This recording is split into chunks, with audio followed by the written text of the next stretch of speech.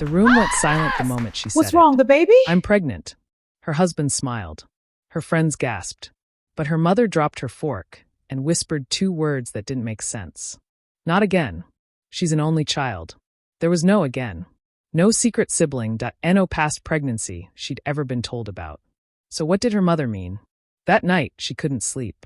The next morning, a hospital called about duplicate birth records. By evening, she discovered a name that had been erased from every photo album in their house. Gabriel. A baby who lived for 3 days. A signature that didn't match her father's. And a decision that might have torn her parents apart long before his heart attack. But here's the part that changes everything. When she confronted her mother, she learned the truth wasn't just about a lost child. It was about a choice. One that could have cost her mother her life. And now that she's pregnant, history might be repeating itself. The question is, was she a miracle or a replacement? And what really happened in that hospital room 28 years ago? Stay with me, because the last truth her mother reveals will change the way you see family forever. Hello family, welcome to our channel Lifetales by Sally, where interesting stories of love, life lessons, family drama, and emotional truths are told. Don't forget to like this video, subscribe, share it with your friends, and drop your thoughts in the comment section below. Because what happened next? It changed everything Freya believed about herself.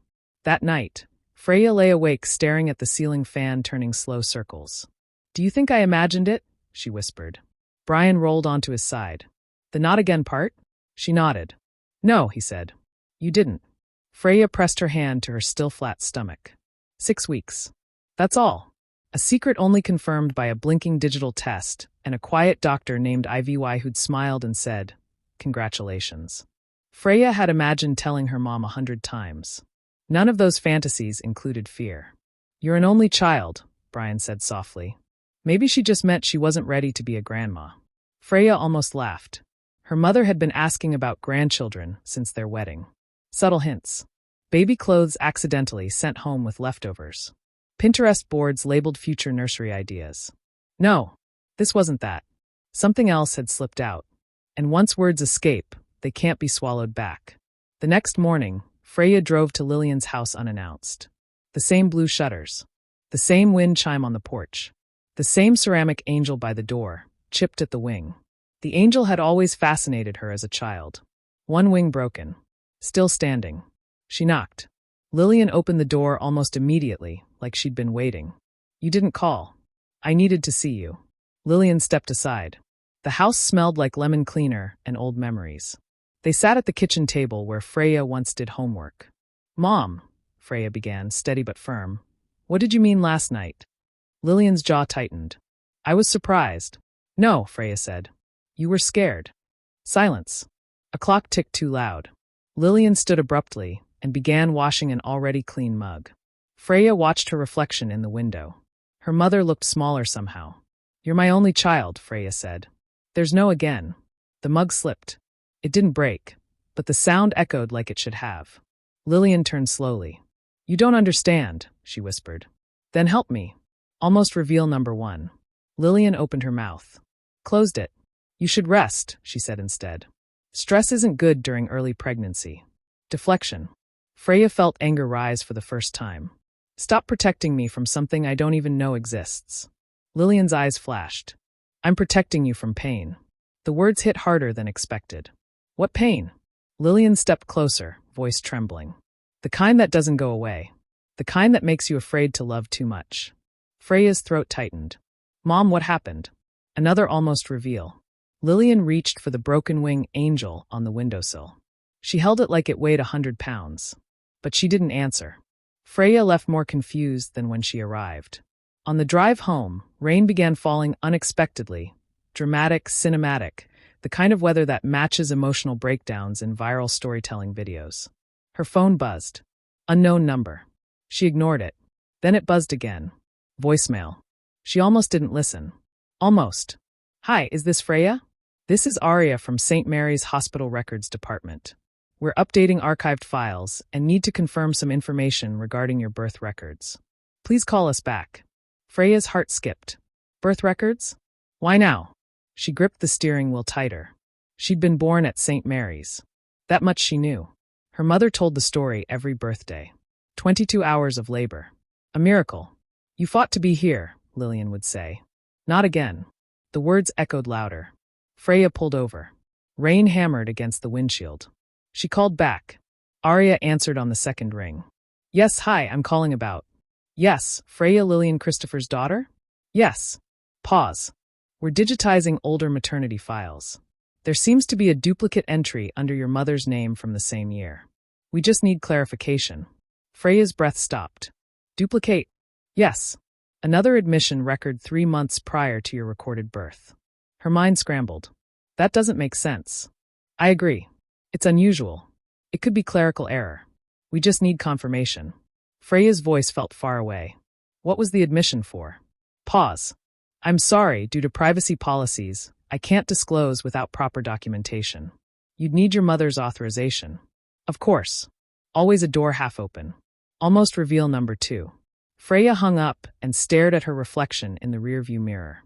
Who was she? And what had happened 3 months before she was born? That evening, she confronted Lillian again, this time with information. St. Mary's called, she said without preamble. Lillian froze mid-step. They said there was another admission under your name. Lillian's face drained of color. It's a mistake. Is it? Yes. Look at me and say that. Lillian looked, but she couldn't speak. Freya felt the world tilt. Was I adopted? She whispered. Lillian's head snapped up. No. The answer came too fast. Too sharp. Then what is this? Lillian pressed her hands against the counter like she needed support. You are my daughter, she said slowly. My blood. My heart. Then why did you say not again? The question hung between them like smoke. And for a split second, a dangerous, revealing second, Lillian's eyes filled with something darker than fear. Guilt. Almost reveal number 3. I can't do this, Lillian whispered. Not now. When? Freya demanded. When I'm in labor. When I name my baby. When I'm holding something you're afraid of. Lillian flinched. Freya stepped closer. You don't get to drop a bomb and then hide behind silence. Lillian's voice cracked. You think this is about you? The words sliced. Freya staggered back emotionally. Of course it's about me. No, Lillian said, tears finally falling. It's about what I lost. Lost. Freya's stomach dropped. You lost Dad. That's not what I mean. The air vanished from the room. Then what do you mean? Freya whispered. Lillian looked at her daughter's stomach. At the life growing there. At history threatening to repeat itself. And she said the one sentence that cracked the foundation of everything Freya believed. You weren't my first pregnancy. The room spun. Freya grabbed the edge of the table. What? But Lillian wasn't finished. And if you knew what happened, you'd understand why I said not again. Freya's heart pounded in her ears. Understand what? What could possibly be worse than this silence? Lillian wiped her tears, voice barely audible. I thought I buried it. Freya felt something shift inside her. Not the baby. The truth. And for the first time in her life, she realized being an only child didn't mean she'd always been alone. It meant someone else hadn't survived. But how? And why had no one told her? The broken wing angel slipped from Lillian's fingers. This time it shattered. The sound of ceramic shattering on tile didn't just break the angel. It split time in half. Before. And after. Freya stared at the broken wing pieces scattered across the kitchen floor, her pulse hammering in her ears. Her mother didn't move to pick them up. You weren't my first pregnancy. The words kept echoing. Freya swallowed. How far along were you? Lillian's lips trembled. 5 months. 5 months. That wasn't a whisper of a life. That was a name chosen. A nursery imagined. A heartbeat heard. Freya's hand instinctively pressed against her own stomach. Was it a miscarriage? She asked quietly. Lillian shut her eyes. No. That single word made the air heavy again. Then what? Freya demanded, her voice sharper than she intended. What happened?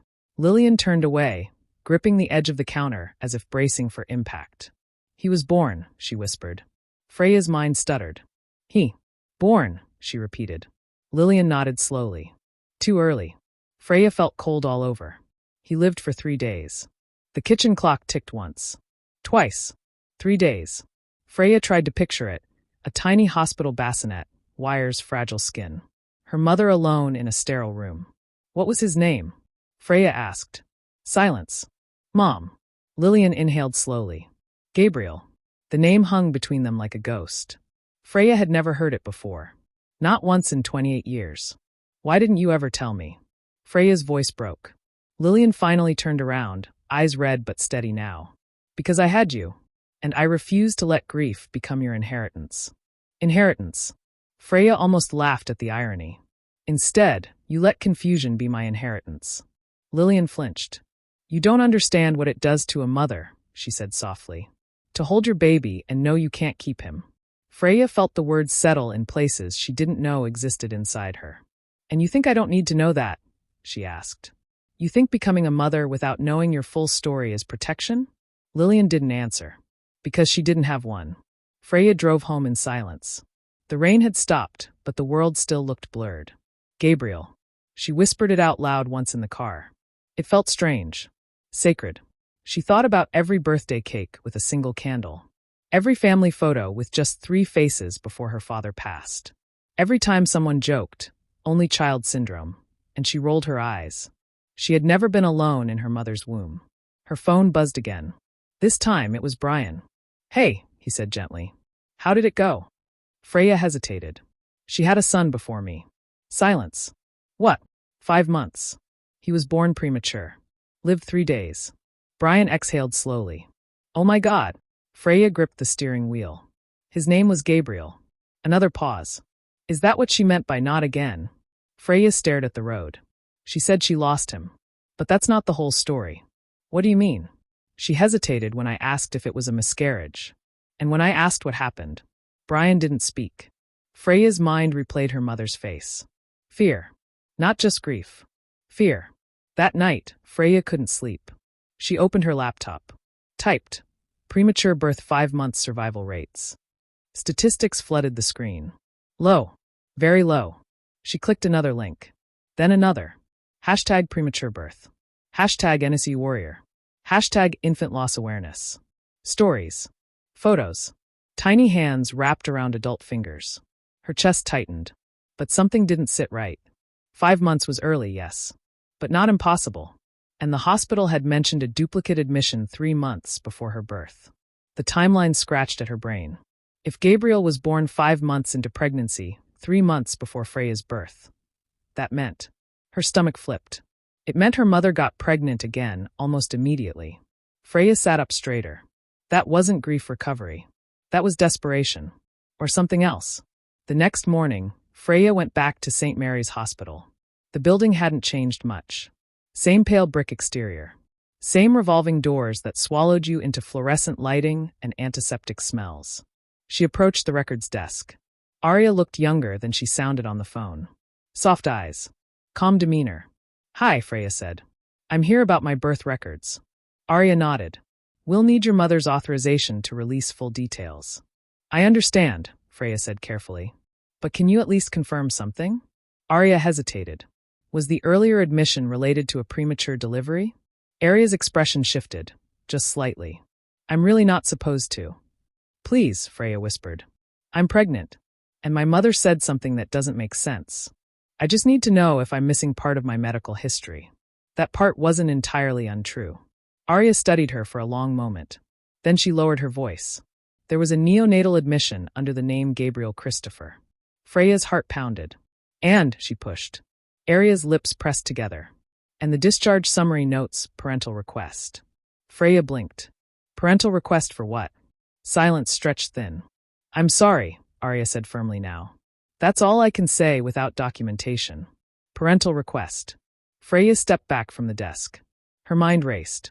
Parental request didn't sound like he passed naturally. It sounded like a decision. And suddenly, her mother's fear didn't look like trauma. It looked like guilt. That afternoon, Freya returned to Lillian's house for the 3rd time in 2 days. She didn't knock. She walked in. Did you take him off life support? The words hit the air like a dropped plate. Lillian froze in the living room. What? Gabriel. Did you decide to let him go? Lillian's face drained of color. Who told you that? No one. The hospital mentioned parental request. Lillian's knees seemed to weaken. She sank onto the couch. You had no right to go digging, she whispered. I have every right.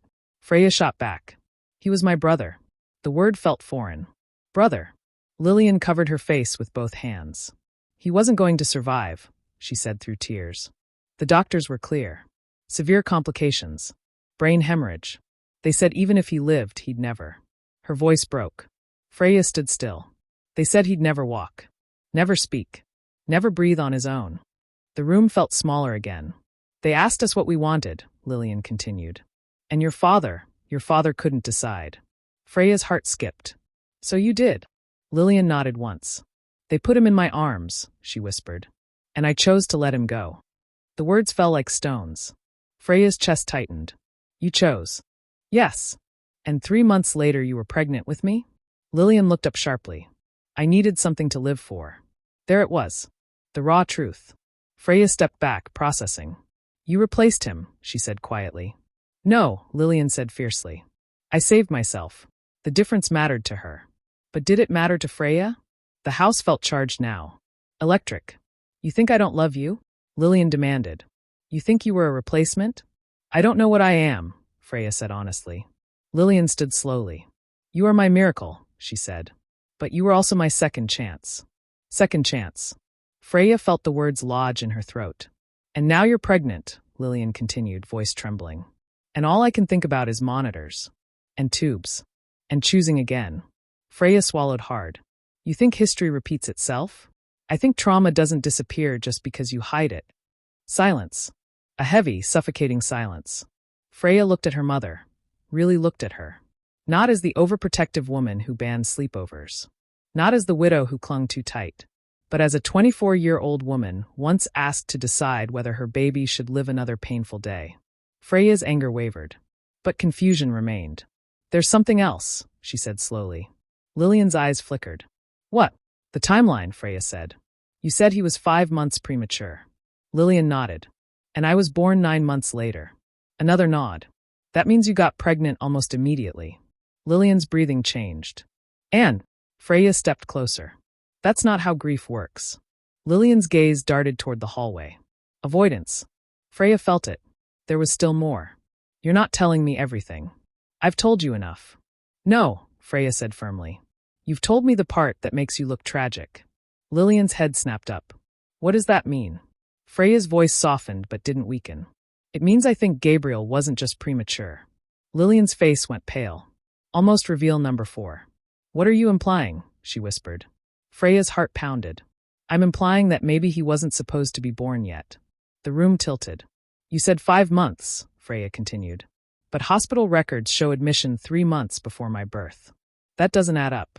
Lillian's hands began to shake. You're wrong. Am I? Freya stepped forward, eyes steady. Was Gabriel induced? Silence. Deafening silence. And in that silence, Freya saw it. The truth. Lillian's lips parted. Closed. Opened again. He wasn't premature, she whispered. Freya's breath caught. He was terminated. The world stopped. What? Lillian's tears fell freely now. I had severe complications. They said carrying him to term could kill me. Your father begged me to wait. To try another specialist. But the doctors were clear. Freya felt dizzy. So you chose? Yes. The word shattered everything. I chose to live. Freya stumbled back. And 3 months later? I was pregnant with you. The air felt thin. So when I said I was pregnant, Lillian looked at her daughter's stomach with haunted eyes.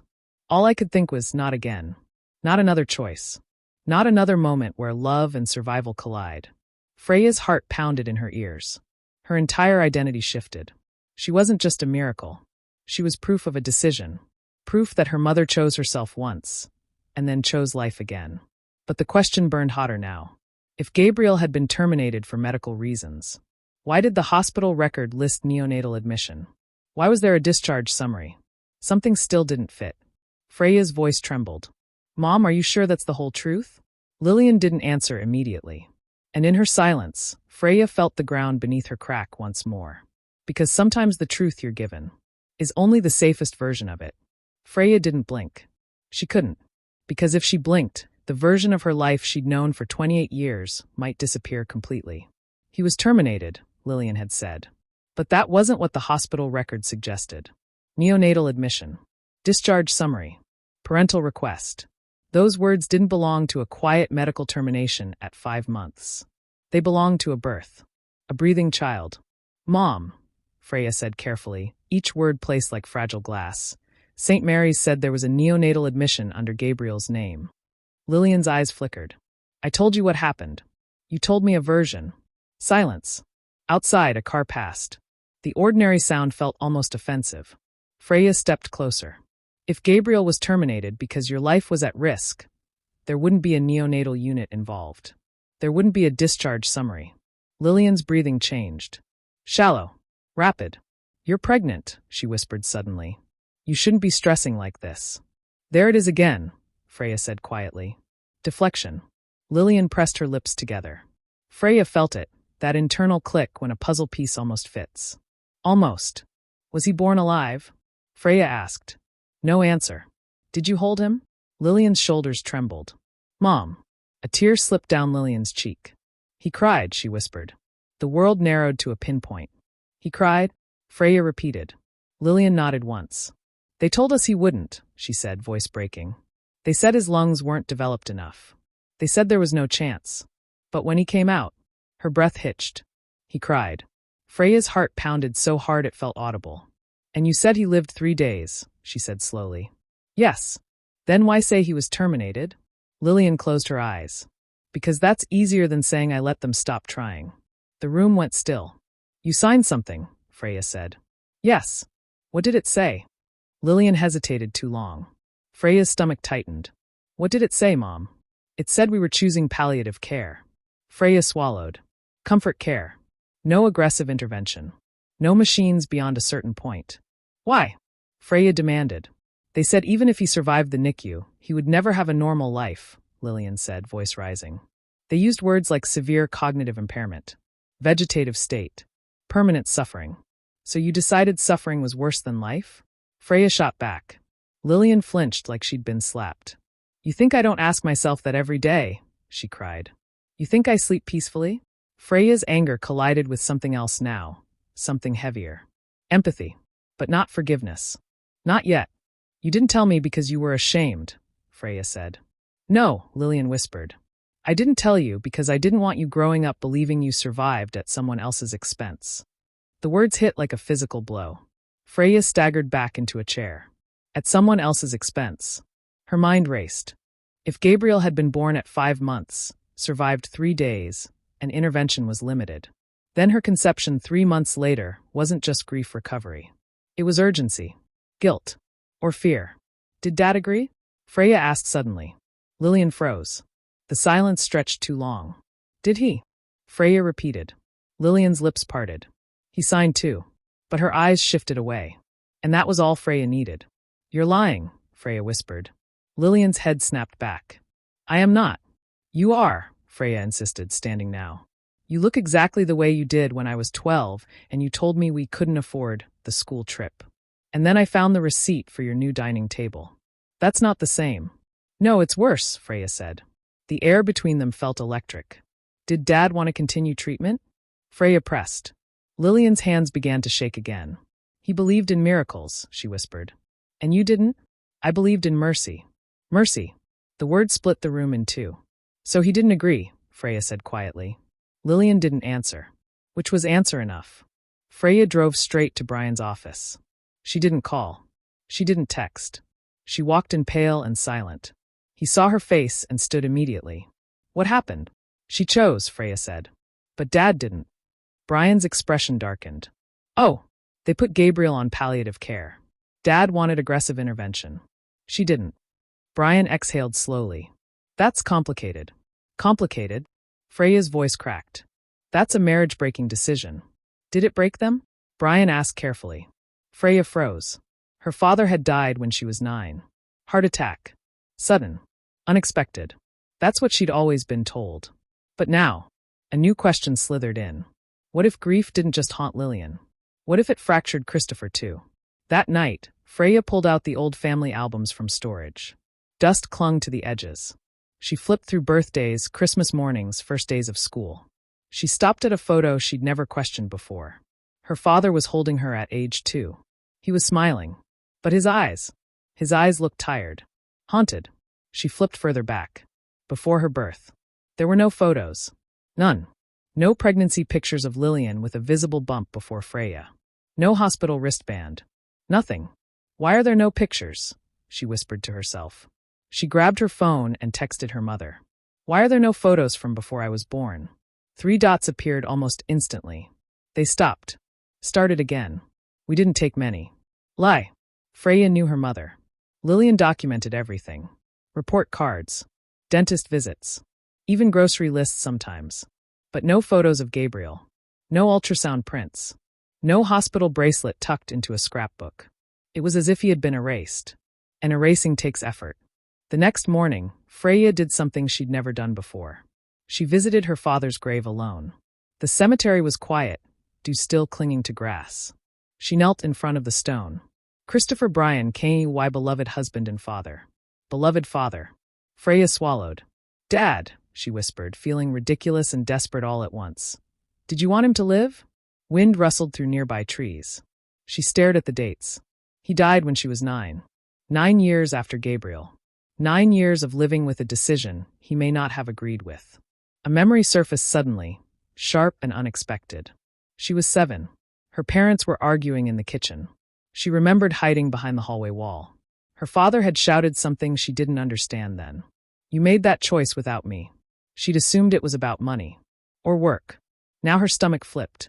What if it wasn't? What if it was about Gabriel? What if their marriage never fully healed? Freya stood slowly. A new possibility formed, terrifying and heavy. What if her father's heart attack wasn't just random? What if it was the slow erosion of grief and resentment? The thought felt almost dangerous. But once a door opens, you can't pretend it's closed. That evening, Freya returned to Lillian's house one final time that week. No anger now. Just clarity. You and Dad fought about Gabriel, she said calmly. Lillian's face went still. You were listening, she whispered. Freya nodded. You said he believed in miracles. Yes. And you believed in mercy. Yes. So you signed first. Lillian's eyes filled. Yes. And he signed after? A long pause. He signed because he loved me, Lillian said quietly. Not because he agreed. Freya felt the truth settle heavily. So when I said I was pregnant, Lillian's voice trembled. I saw that hospital room again. I saw a choice I never stopped questioning. Freya's anger softened. But something else rose. Resolve. You should have told me, she said. I was trying to protect you. No, Freya corrected gently. You were protecting yourself. Lillian didn't argue. Because it was true. Freya stepped closer. You don't get to let fear narrate my pregnancy. Lillian's eyes snapped up. I won't, she whispered. Because I'm not Gabriel, Freya continued. And this baby isn't a test. Tears spilled down Lillian's cheeks. I know. Do you? Silence. Then Lillian nodded slowly. Yes. Freya placed a hand over her stomach again. I need you to be a grandmother. Not a ghost. The words hung there. Powerful. Almost poetic. Lillian exhaled shakily. I'm scared, she admitted. I am too, Freya said. But fear doesn't get the final word. And for the first time since that dinner, something shifted. Not fully healed. Not resolved. But shifted. Yet one question still lingered like unfinished music. Freya looked at her mother carefully. Was Gabriel really 5 months? She asked softly. Lillian's breath caught.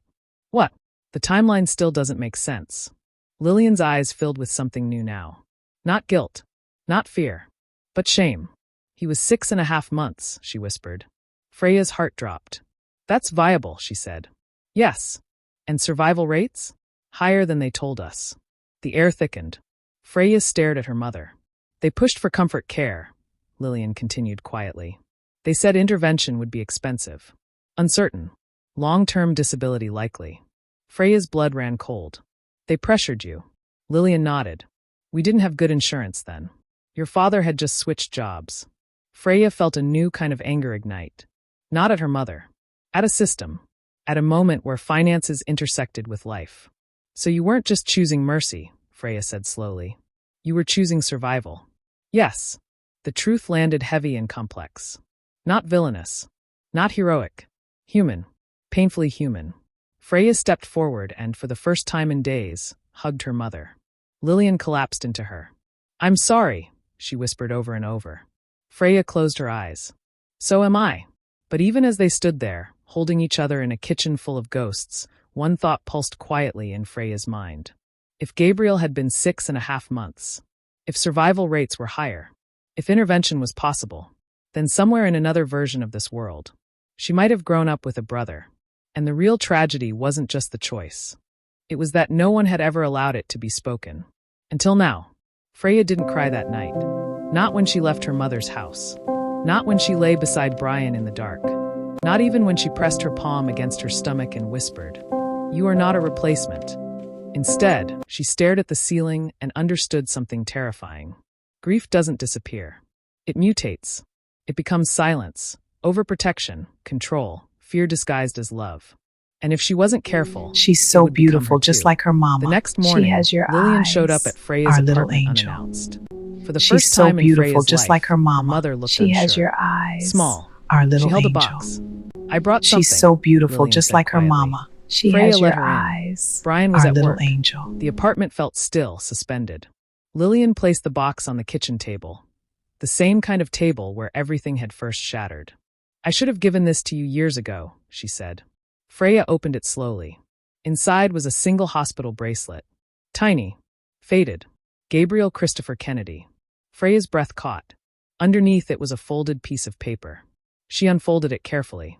A consent She's form. so beautiful, just like her Palliative mama. care. She has Signed your by both eyes, parents. our But little Christopher's angel. signature looked different. She's so Shaky, beautiful, just like her pressed mama. hard enough to she almost has your tear the eyes, page. our Freya little traced angel. it with her finger. "He didn't want to sign," she whispered. "No," Lillian said. "Did he ever forgive you?" Lillian didn't answer immediately. Instead, she reached into the box again. There was a photograph Freya had never seen. A blurry hospital room. Her mother sitting in a chair. Her father standing behind her. Between them, a bundle of blankets. Gabriel. Small. Fragile. Real. Freya's throat closed. "We didn't frame it," Lillian said softly. "We didn't know how." "Why give this to me now?"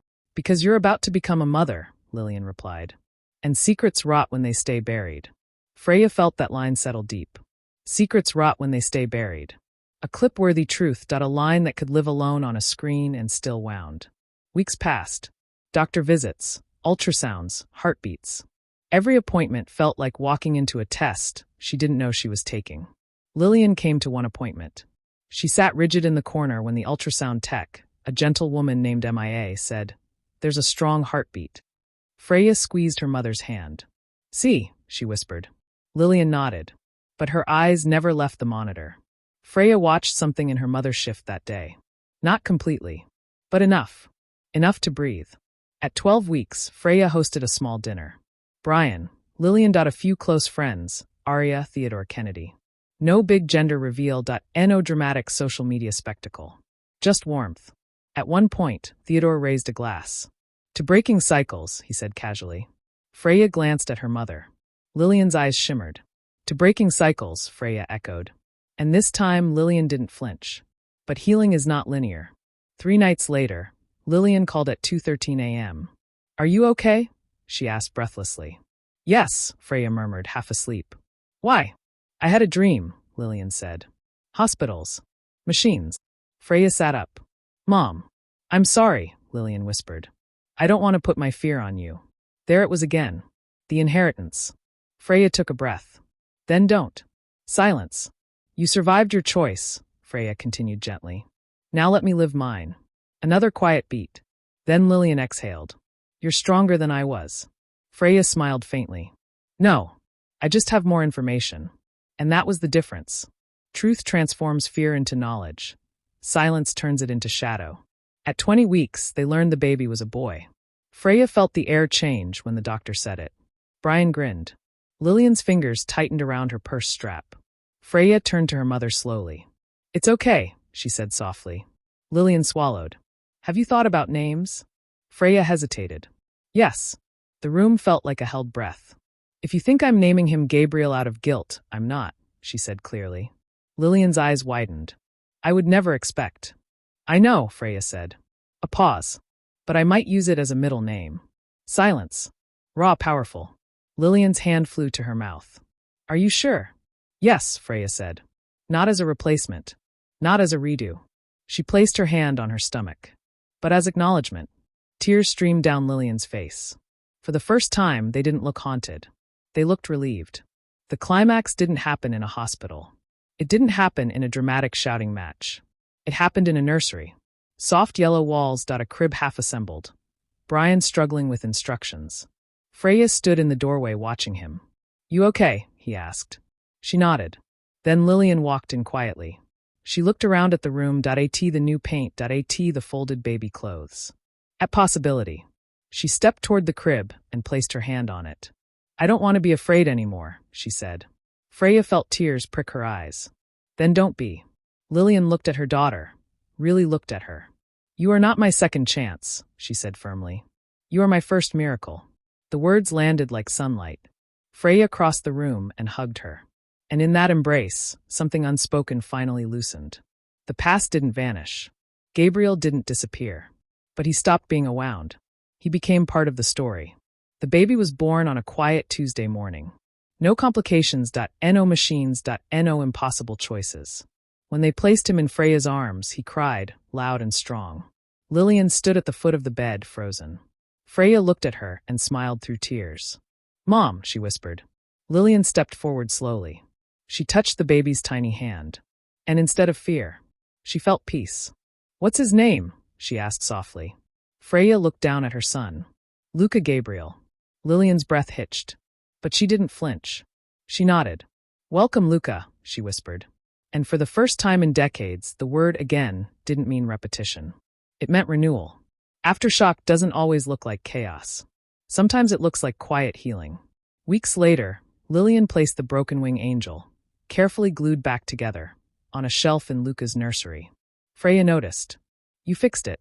"Yes," Lillian said. Freya studied the faint crack running down one side. "It's not perfect." "No," Lillian agreed. "But it's honest." Freya smiled. That angel had once symbolized fracture, loss, silence. Now it symbolized survival. And choice. And the truth that even broken things can stand. In the end, the lesson wasn't about right or wrong.